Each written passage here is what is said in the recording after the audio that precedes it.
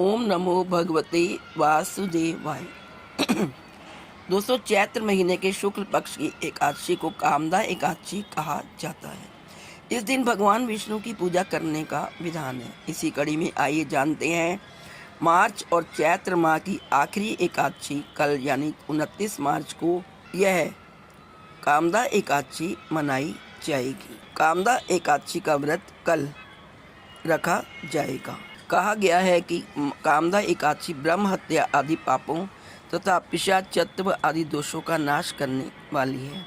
इसके पढ़ने और सुनने से वाजपेयी यज्ञ का फल मिलता है। कामदा एकादशी पर भगवान विष्णु की पूजा आराधना करने का विशेष महत्व होता है।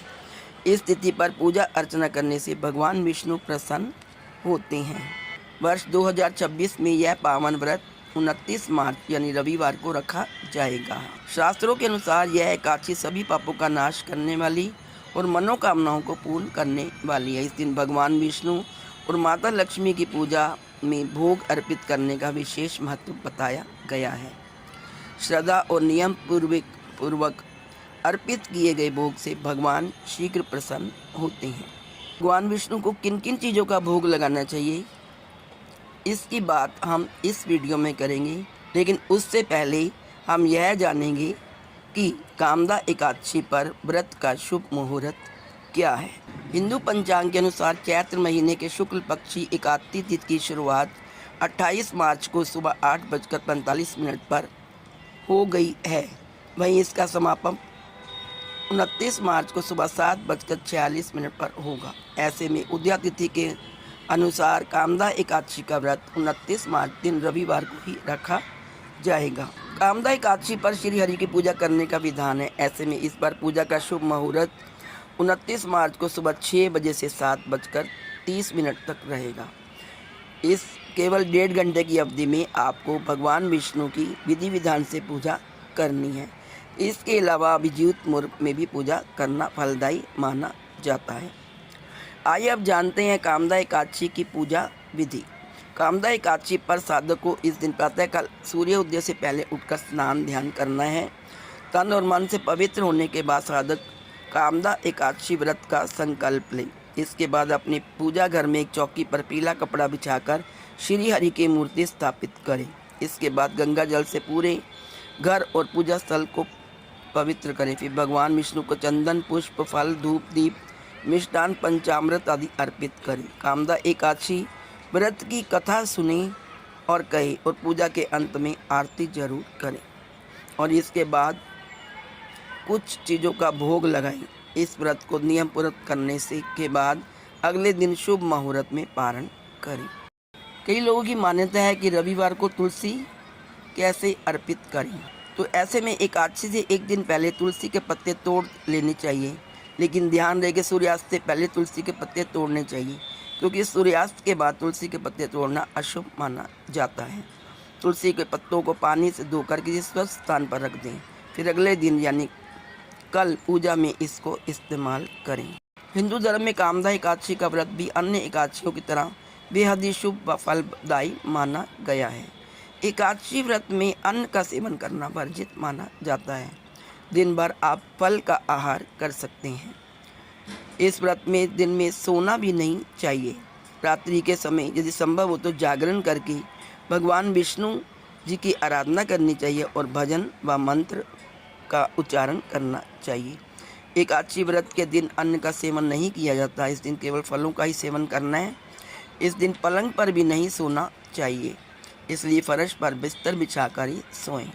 एकादशी व्रत का पारण द्वादशी तिथि के दिन यानी अगले दिन किया जाता है और सूर्योदय के बाद व्रत का पारण करके सबसे पहले चावल का दान दिया जाता है। आइए अब जानते हैं कि हम भगवान विष्णु को किस किस चीज़ का भोग लगाएं।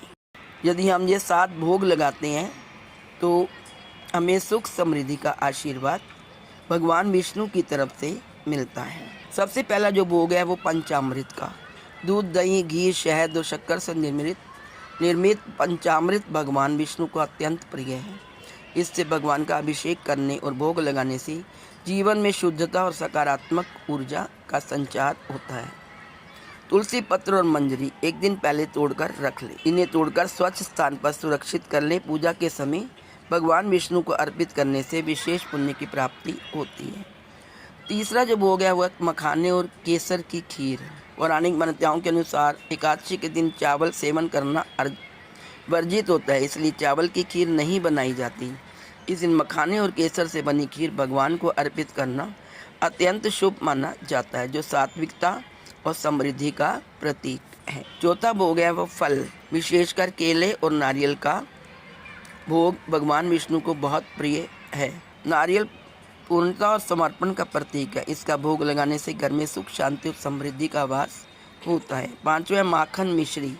यह भोग सरलता और मधुरता का प्रतीक है। माखन मिश्री अर्पित करने से जीवन में प्रेम, सौहार्द और मानसिक शांति की वृद्धि होती है।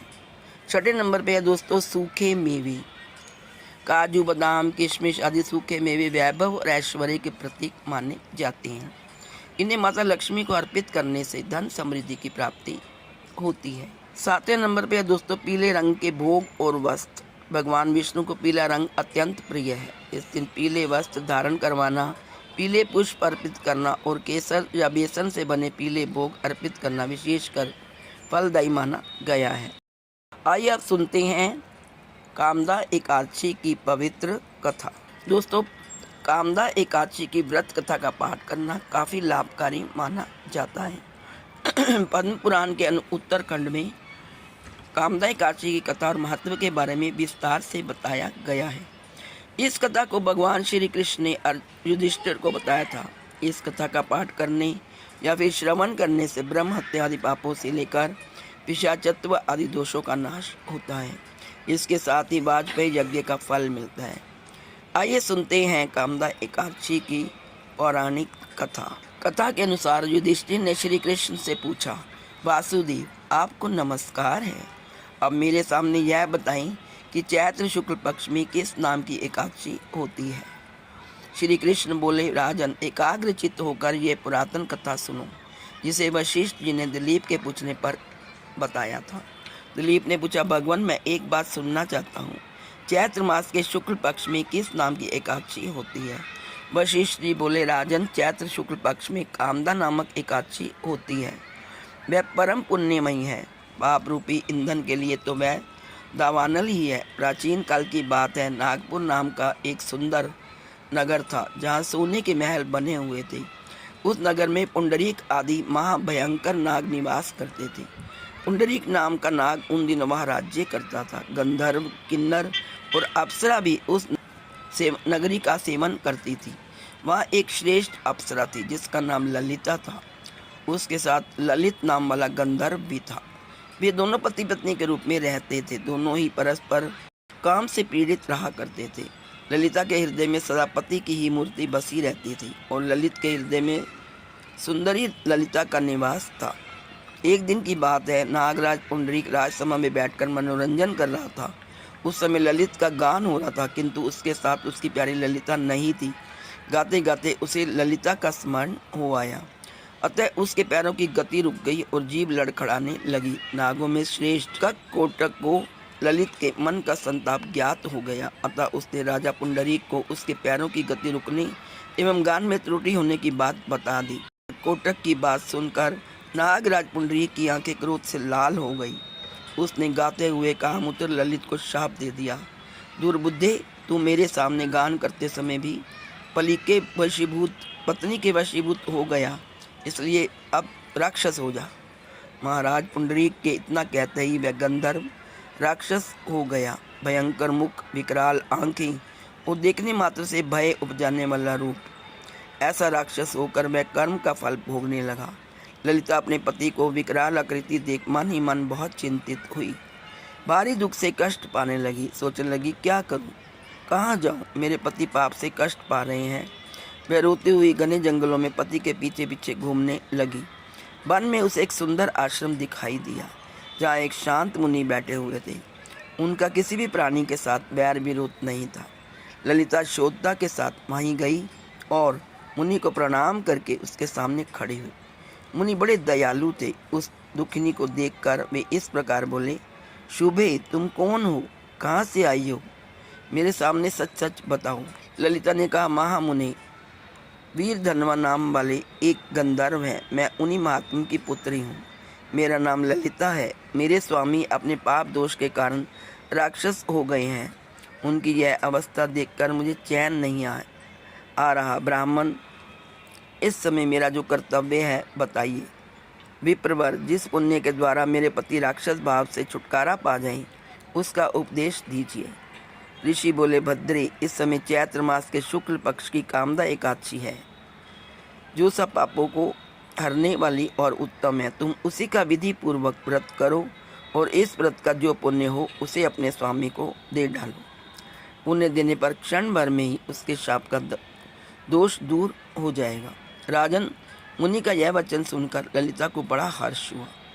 उसने एकादशी को उपवास करके द्वादशी के दिन उस ब्रह्म ऋषि के समीप भगवान वासुदेव के श्री विग्रह के समक्ष अपने पति के उद्धार के लिए यह वचन कहा, मैंने जो यह कामदा एकादशी का उपवास व्रत किया है उसके पुण्य के प्रभाव से मेरे पति का राक्षस भाव दूर हो जाए। वशिष्ठ जी कहते हैं, ललिता के इतने कहते ही उसी क्षण ललित का पाप दूर हो गया। उसने दिव्य देह धारण कर लिया, राक्षस भाव चला गया और पुनः गंधर्व तत्व की प्राप्ति हुई। नृप श्रेष्ठ, वे दोनों पति पत्नी कामदा के प्रभाव से पहले की अपेक्षा भी अधिक सुंदर रूप धारण करके विमान पर आरूढ़ हो अत्यंत शोभा पाने लगे। यह जानकर इस एकादशी के व्रत का यत्न पूर्वक पालन करना चाहिए। मैंने लोगों के हित के लिए तुम्हारे सामने इस व्रत का वर्णन किया है। कामदा एकादशी ब्रह्म हत्या आदि पापों तथा पिशाचत्व आदि दोषों का भी नाश करने वाली है। राजन, इसके पढ़ने और सुनने से वाजपेयी यज्ञ का फल मिलता है। ओम नमो भगवते वासुदेवाय।